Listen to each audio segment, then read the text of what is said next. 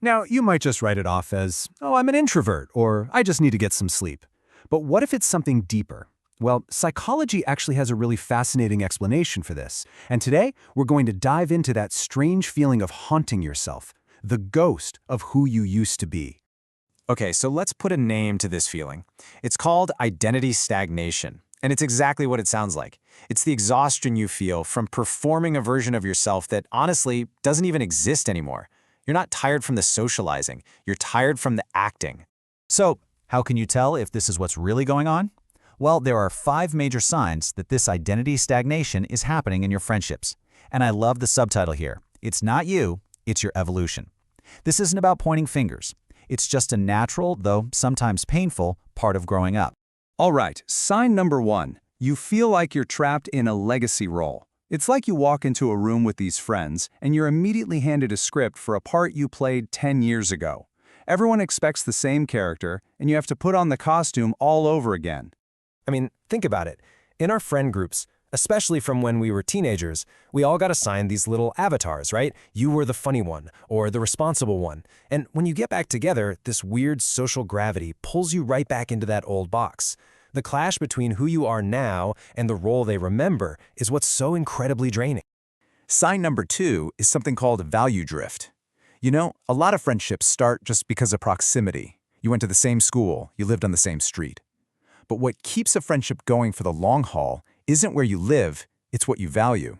And this slide just lays it out so clearly.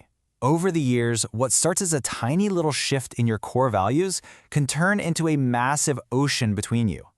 If you're all about growth and ambition, but their world is still about comfort and the way things have always been, well, every single conversation starts to feel like you're speaking different languages. Okay, this next sign, this one can be one of the most painful to admit to yourself. Sign number 3 is that you edit your wins. You find yourself downplaying your achievements, your successes, your growth, whenever you're around them. So why on earth do we do this?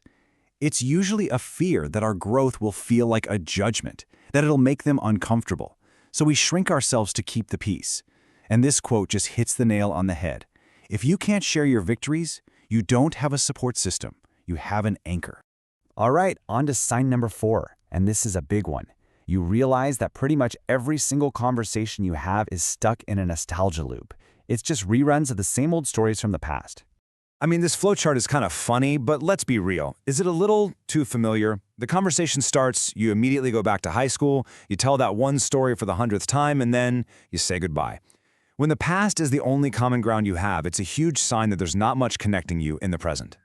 This is such a powerful way to frame it. Your friendship has become a museum. It's a beautiful, well-kept monument to who you all used to be. And it's great to visit, to look at the memories behind the glass. But you can't live there. It's not moving forward with you. So I want you to ask yourself this and be really honest. After you see these friends, what is your recovery time? How long does it take for you to feel like yourself again? Is it an hour? A whole day? Longer? And that question leads us straight into our 5th and final sign. If you find you consistently need a detox period after hanging out with them, your body is screaming something at you that your mind might be trying to ignore. Yeah, that feeling of being totally wiped out, it is not just in your head. It's a real physical response. This number on the slide isn't an exact science, but it represents that feeling, right? When you spend hours suppressing your authentic self, your body actually releases stress hormones, like cortisol. That exhaustion is a direct symptom of psychological misalignment. Your body is telling you the truth. So after all that, what are we supposed to do? Well, the most important thing is to reframe it. This whole experience isn't a sign of a failed friendship, it's actually evidence of your own personal growth. And it is completely 100% okay to outgrow people, even people you really care about. Now look, the answer here doesn't have to be some dramatic friendship-ending explosion. You don't necessarily have to cut them off. But what you do have to do is stop shrinking yourself to fit into a box that's too small for you. The real change has to be internal. You have to start showing up as the person you are today. And at the end of the day, this is the bottom line. It's a tough truth, but it's a real one.